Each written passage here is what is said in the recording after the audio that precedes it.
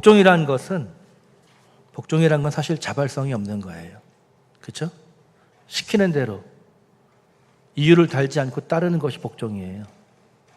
이유를 붙인다면 그건 복종이라고 얘기할 수 없죠. 그런데 자발적 복종, 맞지 않는 두 단어가 만나 있는데 오늘 성경에서 우리는 그 모습을 보게 되죠. 그것으로 무엇을 하려고 하는가? 복음에 참여하는 자가 되어야 되겠다. 사실 우리가 살아가는 이 세상은요, 이 자유와 권리가 충돌하는 그런 세상이에요. 자유에 대한 것 얼마나 소중합니까? 근데 자유를 주니까 너무 자유를 마음껏 쓰다 보니까 어떻게 돼요? 그 자유로 인해서 다른 사람들의 자유를 침해하게 되는 방종이 되기도 하고. 그래서 왜 그렇게 그러냐 그러면 이게 내 권리야 라고 얘기를 하죠. 나의 권리를 위해서 다른 사람이 누릴 수 있는 권리를 침해하는 것은 참된 자유는 아닙니다. 그렇죠? 그런데 이 세상을 보면 감히 나설 수 없을 정도로 너무나 그런 자유와 권리에 대한 이 개념이 자유예요, 이것도. 그러다 보니까 내가 이렇게 하는 게 다른 사람의 자유를 침해하는 건가? 나의 권리를 보장받는 것 때문에 일어나는 다른 것에 대해서는 조금은 무심해지는 그런 시대를 살아가고 있지 않은가 보게 되는 것이죠. 오늘 우리가 6월 둘째 주일을 맞이했는데 이 기도할 때도 말씀해 주셨지만 호국 보훈의 달이라는 건 뭐예요? 나라를 지킨 그 호국 영령들 그리고 이 수고하신 분들을 기리는 그런 시간이죠. 나라의 소중함을 깊이 묵상하는 그런 시간인데 자신의 자유를 기꺼이 이 나라를 살리기 위해서 다른 사람들의 생명을 위해서 헌신했던 그 자발적인 그 충성을 우리가 다시 한번 되새겨보는 그런 시간이잖아요. 오늘 우리가 이렇게 하나님 은혜 가운데에서 자유롭게 예배 나올 수 있는 것 전적으로 하나님의 은혜인 줄 믿습니다. 그런데 이 자유로운 예배, 자유로운 신앙생활을 지키기 위해서 당신들의 자유, 전쟁터에 나가지 않아도 될 자유, 총을 주었지만 도망갈 수 있는 자유를 오히려 목숨 걸고 이 자유민주주의를 사수하기 위해서 희생한 그분들의 자발적인 복종을 통해서 오늘 우리가 이 자유를 누리게 된 것 또한 부정할 수 없는 사실인 줄 믿습니다. 우리 현대 사회가 어느 때보다 개인의 자유와 정당한 권리 이걸 되게 중요하게 여기잖아요. 그렇죠? 그래서 학생들의 자유를 막 이렇게 보장하다 보니까 어떻게 돼요? 거꾸로 선생님들이 애들을 가르칠 수 있는 교권이라는 게 많이 흔들리고 그래서 최근에 뉴스에 계속 올라오는 게 뭐냐면 참교육이라고 하는 드라마가 나왔는데 아이들이 도저히 이 말로는 안 되다 보니까 넘어설 수 어떻게 관리가 안 되는 그런 상황 가운데 이제 허구죠. 교권국이라는 걸 만들어가지고 그 통제할 수 없는 아이들이 걔들을 억압하게 한 것이 아니라 자유의 의미가 무엇인지 너희가 누려야 되는 참된 자유가 무엇인지를 제대로 교육해야 되고 교육이 무너지니까 세상의 질서가 무너지는데 참된 교육을 통해서 바른 아이들을 키워내겠다라고 하는 그런 모토를 가지고 이제 교육이 나오는데 아이들이 너무 폭력적이다 보니까 그 맞대응하는 것도 폭력적인 모습이 나면서 이쪽 저쪽에서 어떤 게 진짜 교육이냐 어떤 게 자유냐 이렇게 좀 시끄러운 그런 상황이에요. 시원하다고 하는 사람도 있어요. 선생님들이 좀 보호받는 모습 그리고 정말 말썽꾸러기 아이들이 그냥 부모들이 하도 시도 때도 없이 민원을 넣으니까 자살하려고 하는 교사들을 보면서 그런 것들을 이렇게 좀 잠재우니까 시원하다는 사람도 있고 폭력은 어떤 경우에도 용납될 수 없다 이렇게 얘기하는 사람도 있죠. 여러분 내 권리가 침해당했다고 생각되면 참지 못하는 이 시대의 모습이 비단 세상 사람들만 얘기겠습니까? 우리도 사실 세상 사람들 아닙니까? 믿음 안에 있지만 세상에서 함께 살아가는 세상 사람들인데 그 모습이 우리의 신앙생활 속에도 혹시 무의식 중에 배어있지 않은가 생각해 봐야 되는 거죠. 오해하지 마세요. 선생님이 왜 그래요? 이런 얘기 하잖아요. 선생님이면 무조건 다 참아야 된다. 그런 얘기 아닙니까? 저도 그런 얘기를 들어요. 목사님이 왜 그래요? 목사면 무조건 다 참아야 되는 거 아니에요? 일면 맞는 얘기죠.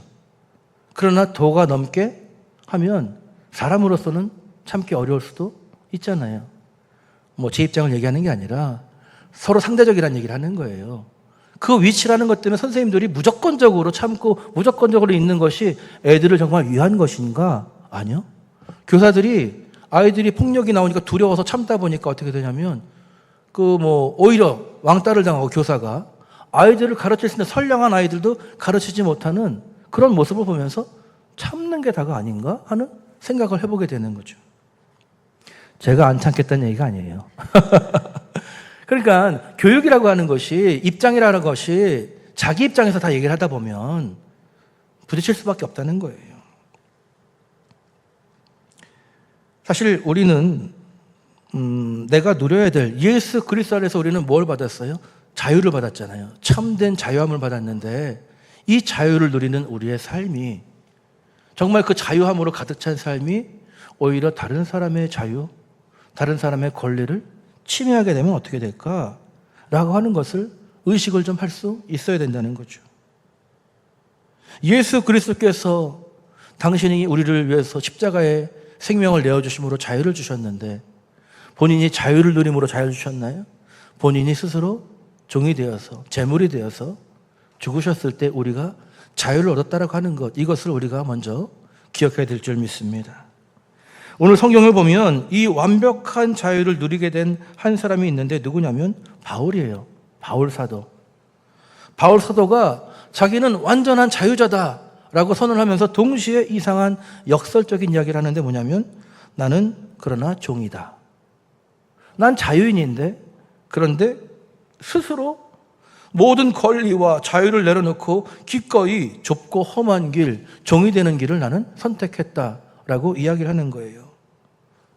바울의 이 고백을 따라가면서 정말 우리가 예수님 다음으로 위대하라고 하는 이 바울이 정말 참으로 자유한 자인데 어떻게 스스로 종이 되겠다라는 고백을 하고 있는가, 그 이유를 발견하면서 우리에게 은혜가 되길 소망합니다. 여러분, 이 자유라고 하는 것, 바울은 자유했는데 왜 스스로 종이 되겠다고 했는가? 역설적인 것이죠. 19절의 말씀을 보면 이렇게 말씀하고 있어요. 다 같이 한번 읽어볼까요? 어디 갔죠? 네, 다 같이 읽겠습니다. 시작. 내가 모든 사람에게서 자유로우나 스스로 모든 사람에게 종이 된 것은, 이라고 얘기하잖아요.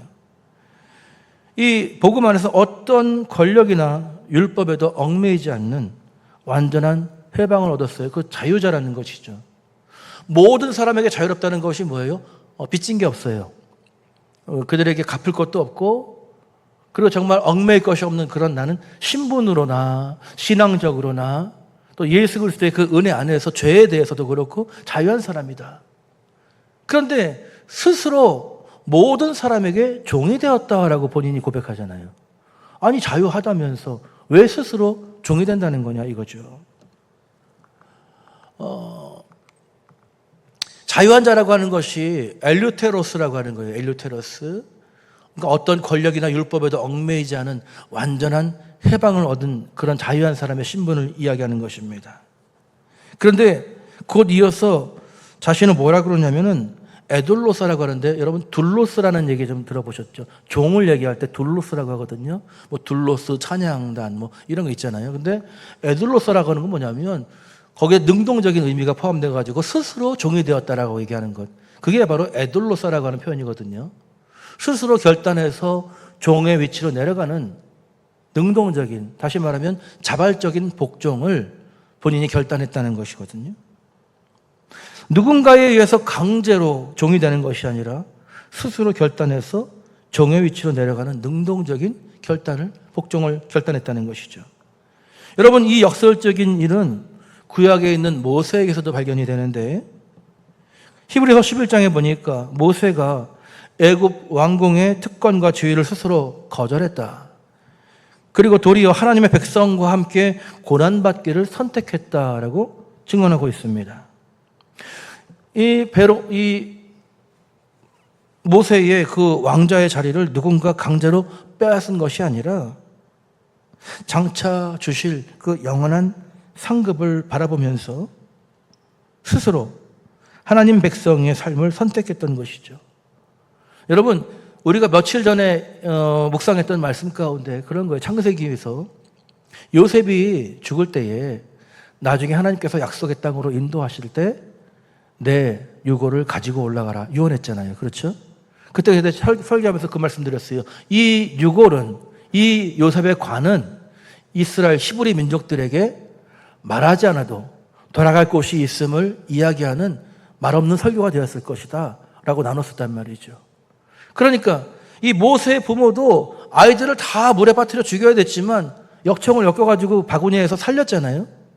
근데 하나님을 소망하는 믿음 가운데 살렸고, 이 부모의 믿음, 그래서 결국은 누나의 기지로 엄마가 유모가 돼서 젖을 먹이고 키우잖아요. 그 하나님을 섬기는 믿음 안에서 자란 모세는 본인이 세상적으로 누릴 수 있는 이 왕자라고 하는 그 신분보다 하나님의 약속의 백성, 억압받는 이들과 함께하는 것을 거기에 더 소망을 두었다는 거예요. 그래서 중요한 건 뭐냐면 자발적으로 본인이 선택을 했다는 것이죠. 여러분, 사랑도 수고도 충성도 어떤 헌신이라고 하는 것도 희생도 마찬가지예요. 언제 의미가 있습니까? 자발적일 때 의미가 있는 거예요. 희생을 했는데, 희생을 숭고한데 그게 만약에 자발적인 게 아니라면 희생입니까? 희생은 맞죠? 그거는 피해를 보는 거잖아요. 그죠? 자발적일 때 희생의 가치가 있는 것이죠. 헌신도 그래요. 믿음도 그렇습니다. 여러분, 아직 보이지 않는 약속만으로도 모세가 이런 위대한 포기를 결단했다면, 낮아짐을 결단했다면, 이미 예수 그리스도 안에서 십자가라고 하는 확고한 구원의 증거를 가진 우리는 어때야 될까라고 한번 다시 돌아보는 것이죠. 그 마음이 오늘 바울이 고린도 교회 성도들에게 하고 있는 말씀이에요. 왜 본인이 스스로 종이 되기를 결정했는가? 참으로 자유한 자이지만, 예수 그리스도 안에서 우리는 참된 자유를 얻었지만 왜 나는 종이 되고자 하는가? 그 배경에는 고린도 교회 안에 있는 이미 은혜 받은 성도들이 그 은혜를 믿고 너무나 방종한 사람들이 있었고, 그 은혜를 믿으면서 자기 자신의 자유를 얘기하지만 타인의 자유는 억압하는 모습이 있었기 때문인 것이죠. 여러분, 십자가의 은혜를 깊이 체험한 자, 어디까지가 깊은 건지 모르겠죠. 그러나 예수 그리스도가 나를 위해 죽으신 구세주입니다 라는 것을 믿는다면 저는 깊은 체험인 줄 믿습니다. 그 고백이 있는 자라면 그 내면에 마땅히 예수 그리스도를 본받아서 이웃을 위해 스스로 종의 자리를 선택하는 자발적인 믿음의 결단이 일어나야 할 줄로 믿습니다. 오늘 바울이 그렇게 했던 이유가 무엇입니까? 아무쪼록 한 영혼이라도 구원하기 위한 것이죠. 내가 구원이 부족해서가 아니에요. 내가 구원받지 못해서가 아닙니다. 내가 이미 구원받은 확신을 가지고 있지만 내가 높아지고 자유함을 누려서가 아니라 내 자유를 스스로 복종하기 위해서 묶어둘 때에 그것이 다른 사람에게 복음을 전하는 통로가 되는 것을 알았기 때문이죠. 어찌 보면 내 개성이 아니라 진정한 공감과 소통을 통해서 한 사람이라도 구원하기 위한 그 결단이었던 것이죠. 그럼 어디까지 낮아져야 되고 어디까지 공감을 해야 되는가? 스스로 종이 되기로 결단한 바울의 삶은 구체적인 낮아짐으로 증명이 되는데, 우리가 20절에서 22절 한번 같이, 앞에는 안 나올 겁니다. 성경을 한번 보실까요? 20절부터 22절까지 같이 한번 성경을 펼치신 분들은 읽어보겠습니다. 시작. 유대인들에게 내가 유대인과 같이 된 것은 유대인들을 얻고자 함이요, 율법 아래에 있는 자들에게는 내가 율법 아래에 있지 아니하나 율법 아래에 있는 자 같이 된 것은 율법 아래에 있는 자들을 얻고자 함이요, 율법 없는 자에게는 내가 하나님께는 율법 없는 자가 아니요 도리어 그리스도의 율법 아래에 있는 자이나 율법 없는 자와 같이 된 것은 율법 없는 자들을 얻고자 함이라. 약한 자들에게 내가 약한 자와 같이 된 것은 약한 자들을 얻고자 함이요, 내가 여러 사람에게 여러 모습이 된 것은 아무쪼록 몇 사람이라도 구원하고자 함이니. 할렐루야. 여러분, 여러 가지가 있지만 저는 약한 자들에게 내가 약한 자와 같이 됐다라는 것이 더 마음에 들어오더라고요. 나는 강해요. 부족함이 없어요. 그러나 약한 자, 연약한 자, 그들의 믿음을 위해서, 그들의 입장을 이해하기 위해서 스스로 낮췄다라는 것이죠. 여러분, 복음이라는 진리를 전하기 위해서 자신의 기득권을 벗어 던지고 철저하게 상대방의 눈높이로 내려가는 것이죠. 눈높이라는 게 얼마나 중요하면 애들 눈높이 교육 이런 것도 있잖아요. 가르치는 자 입장에서는 받아들이기가 어려우니까 아이들의 눈높이에 맞춰서 교육을 해야 된다는 것이죠. 현대 심리학에서 여러분 인지적 공감이라고 하는 이런 용어가 있어요. 이건 뭐냐면 겉으로 불쌍히 여기는 것을 넘어서서 그러니까 심정적 공감을 넘어서서 뭐 안 됐다라고 하는 그런 정도를 넘어서 가지고 나의 세계관, 내가 가지고 있는 편견, 내 안에 확고한 그 틀을 좀 뒤로 밀어놓고 상대방의 입장과 상황에서 정말 생각해 보는 거예요. 그거를 뭐라 그래요? 우리 사자성어로 역지사지라고 하잖아요. 그죠? 역지사지가 필요한 거죠. 역지사지. 일상에서 이 인지적 공감이 이루어지지 않으면 어떻게 되냐면 상처를 받아요. 상처를 받아요. 예를 들어서 공부하느라고 스트레스 받는 자녀에게 이렇게 얘기해요. 부모들이. 나는 어릴 때 호롱불 밑에서도 커피 쏟으면서 공부했는데 지금 뭐 시력보호 3파장 스탠드가 이렇게 밝은데 졸고 있냐? 어떡하냐? 뭐가 부족하냐? 이렇게 얘기하면 아이들이 그럴 거예요. 아, 정말 엄마는 어렵게 하셨군요. 저도 열심히 공부할게요. 이렇게 나오나요? 그럴 거라고 생각하고 그렇게 얘기하시는 건가요?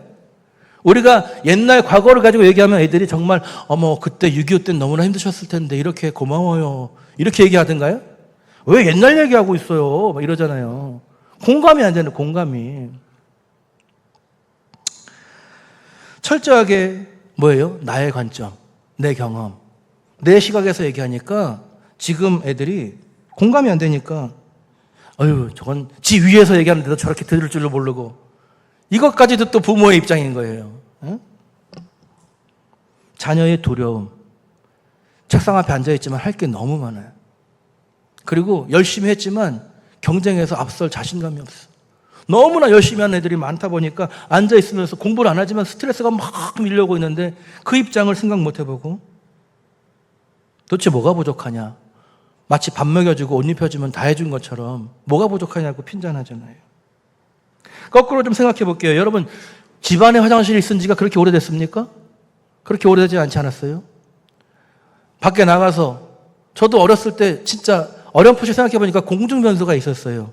집에 화장실 하나 있긴 했는데 시장 옆에 거기 가서 5원인가 주고 볼일 봤던 기억이 나거든요. 여러분 옛날이 좋으면 그 과거로 돌아가려면 돌아가시겠어요?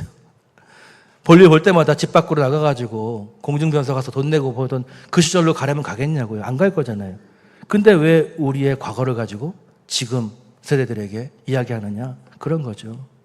제가 무슨 교육 특강하는 거 아닙니다, 지금. 반대로 그런 거예요. 믿음 안에서 살아온 우리의 역사가 있죠. 우리의 신앙의 연륜과 그런 것들이 있는데 지금 처음 믿는 사람들한테 우리가 경험한 그걸 가지고 얘기하면 그들이 받아들일 수 있겠어요? 없겠어요? 못 받아들여요. 왜? 그런 경험 해보지 못해서 몰라요. 우리랑 살아온 인생의 결이 달라요. 옛날 얘기할 게 아니라 오늘 누리는 오늘 예배를 드리면서 받은 말씀의 은혜가 있다든가 오늘 함께 뭔가 봉사를 하면서 느껴지는 것들을 나눈다면 충분히 할 수 있겠지만 과거의 우리의 모습을 가지고 얘기하면 결코 공감할 수 없는 거예요. 그래서 라떼는 말이야. 라떼는 옛날 얘기를 많이 하면 세상에서 그분을 뭐라 그래요? 두 글자로? 전 얘기하지 않을게요. 자꾸 옛날 얘기하면 꼰대가 되는 거예요. 부정하는 건 아니에요. 아버지 세대는 그런 게 맞죠. 장로님 세대는 그럴 수 있었겠죠. 그러나 지금이 그 시대입니까? 그렇지 않잖아요. 교회 학교 나가서 북만 쳐도 애들이 막 쫓아오는 시절이 있었잖아요. 옛날에 공대선 장로님 계실 때 그 사진도 봤습니다. 성경학교 하려고 그러면 북 치면 애들이 막 쫓아와가지고 성경학교 하고. 근데 지금은요, 그런 시대가 아니에요. 너무너무 어려운 시대예요. 근데 교사들한테 왜 이렇게 애들이 안 보이지? 이렇게 얘기하면 그 말 자체도 상처가 될 수도 있는 거예요. 중요한 건 뭡니까, 여러분? 아까 얘기했잖아요. 역지사지. 그 사람의 입장이 되어보지 않고는 그 사람의 마음을 얻을 수가 없다. 대화가 시작될 수도 없다. 바울이 오늘 얘기하는 게 그거예요. 유대인이나 율법 있는 자나 없는 자나 때로는 약한 자들에게, 여러분 없는 사람이 있는 척하는 건 다 하고 살아요. 그렇지 않습니까? 근데 있는 사람이 없는 척하고 좀 없는 것처럼 그 사람과 공감하기 참 어려운 거거든요. 왜 그랬다는 거예요? 한 영혼이라도 몇 사람이라도 구원받게 하려고 공감하는 자리로 그가 들어갔다는 것이죠. 여러분 부부싸움도 마찬가지예요. 칼로 물베기라고 그러잖아요. 제가 보면 저부터도 할 말이 없어요. 그런데 왜 그렇게 했어요? 내가 가진 것이 바르다 생각하니까, 맞다고 생각하니까. 그 같이 살아온 세월이 이만큼 있는데 아직도 몰라? 뭐 이런 섭섭함도 있겠죠. 그런데 여러분, 그 사람이 나랑 만나기 전에 살아왔던 그 삶의 배경이 달라요. 인생을 바라보는 관점이 달라요. 같이 함께한 시간이 있다 할지라도 다른 결론을 내릴 수밖에 없는 거예요. 근데 그거를 다름이 틀림이 아닌데 다름을 틀림이라고 얘기하니까, 내가 맞다고 하니까 싸울 수밖에 없고, 그럼 어떻게 돼요? 나는 예수 믿어서 암만 행복하다고 해도 집에서는 아유 난 교회 절대 안 가, 이런 마음 갖는 거죠. 중요한 건 공감이에요. 그 사람이 왜 예수를 안 믿을까? 나랑 만나서 30년 살았는데도, 내가 그렇게 예수님 믿고 행복하다고 하는데도 왜 그 사람이 교회 안 갈까?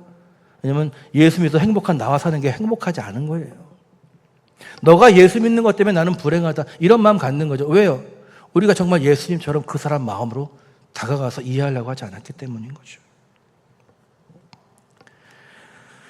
정치권도 그래요. 서로 막 싸우는 것 같지만 다를 수 있다는 걸 인정하면 그렇게 싸울 거 없어요. 아, 다르군요. 그렇게도 생각할 수 있겠군요. 이러면 끝나는 거 아닙니까?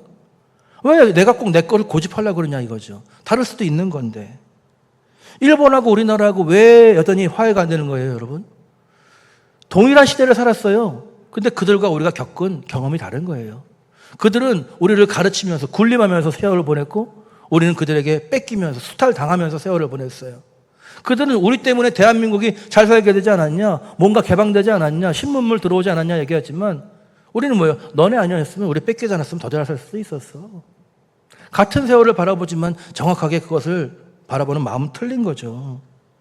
그게 완전하게 진정한 사과로 정리가 되지 않으면 어떻게 가까운 나라가 되겠습니까? 여러분, 한일전 하면 당연히 대한민국 응원하잖아요. 만약에 미국하고 일본하고 축구하면 어디 응원하세요? 미국 응원하죠. 미국하고 나이지리아고 하면 어디 응원하세요? 일본하고 나이지리아고 하면 나이지리아 응원해요. 일본하고 체코하면 어디 응원하시겠어요? 체코. 일본하고 가봉하고 하면 어디 응원해요? 가봉. 일본 빼고 다 응원해, 무조건. 왜 그렇게 했어요? 마음의 상처가 아직 아물지 않았기 때문에, 그 감정이 있다 보니까 너 빼고 다 괜찮아, 너만 안 돼, 이런 마음이 되는 거예요. 제 마음에도 그런 마음이 있습니다. 왜? 진정한 사과가 없었잖아. 회복이 안 됐잖아. 아직 국민 정서가 그렇게 받아들일 수가 없는 거잖아. 그렇게 얘기하는 거죠.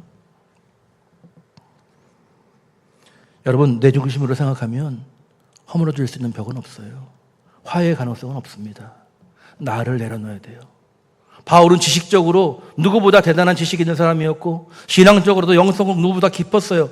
율법적으로도 마찬가지입니다. 그러나 그 모든 것을 내려놓은 이유가 무엇입니까?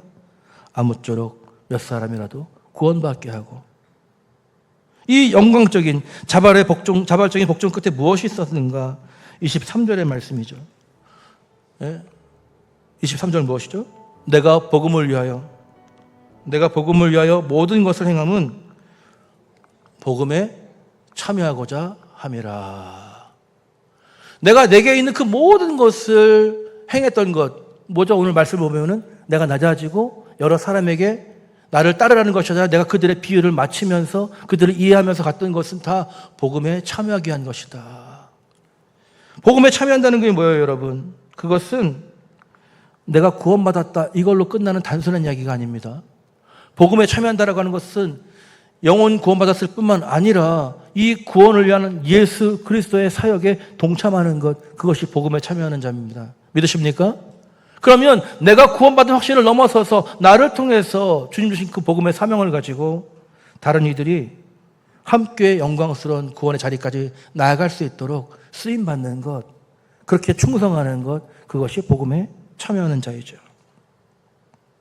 종종 제가 예를 드는 영성학자 헨리 나우엔의 이야기를 제가 드리고 싶은데, 그는 예일대학교, 하버드대학교 교수였어요. 그런데 그가 그 화려한 명예와 특권을 포기하고 장애인 공동체 라러시 데이브레이크로 들어갔어요. 거기서 아담이라고 하는 청년을 만났는데 걷지도 말하지도 못하는 중증 장애 청년이었습니다. 그의 몸을 씻기고 밥을 먹여주는 가장 낮은 일을 감당하게 되었는데, 훗날 이 헨리 나우엔이 이렇게 고백을 해요. 하버드의 화려한 강의실에서보다 아담의 연약한 몸을 씻겨주는 그 시간을 통해서 예수님의 십자가와 복음의 영광을 가장 깊이 경험했습니다. 라고 고백을 합니다. 뭐예요? 지식으로 느끼는 것이 아니라, 가르침으로서가 아니라 내 삶을 통해서, 낮아짐과 함께 살아감을 통해서 예수 그리스도의 마음을 더 깊이 깨달았다는 것이죠. 여러분, 이런 말 들어보셨죠? 최고의 위로는 우산을 씌워주는 것이 아니라 함께 비를 맞아주는 것이다 라는 거예요. 우산 쓰고 가 라고 할 수 있어요. 우산 내밀어 줄 수 있죠. 외롭게 혼자 가는 것이 아니라 그 우산으로 채워질 수 없는 그 마음, 그것을 함께 비를 맞으면서 걸어갈 때에 오히려 그것을 채워줄 수 있다는 것이죠.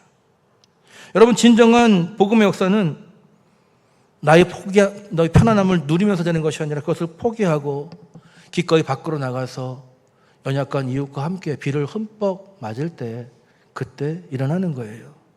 그러니까 상대방과 같은 입장하에 놓이는 상태가 될 때에 비로소 복음을 나눌 수 있게 된다는 것이죠. 내가 경험해봐서 아는데 이런 식으로 얘기해가지고 들리는 건 아무것도 없어요. 그래, 얼마나 힘들어, 어렵지, 만만치 않을 거예요. 아이, 쉽지 않아요. 그래, 그렇지. 얘기를 들으면서 존중하고 공감할 때 비로소 그분은 내 이야기에, 복음의 이야기에 귀를 기울이게 되는 것이죠. 말씀을 정리합니다. 사랑하는 성도 여러분, 하나님께서 베푸신 거부할 수 없는 은혜가 우리에게 주어졌고 자유함을 주어졌어요. 그러나 그 자유가 결코 저 여러분을 이기적인 권리를 주장하는 자리만 머물게 하지 않는다라고 하는 것을 반드시 기억하시기 바랍니다.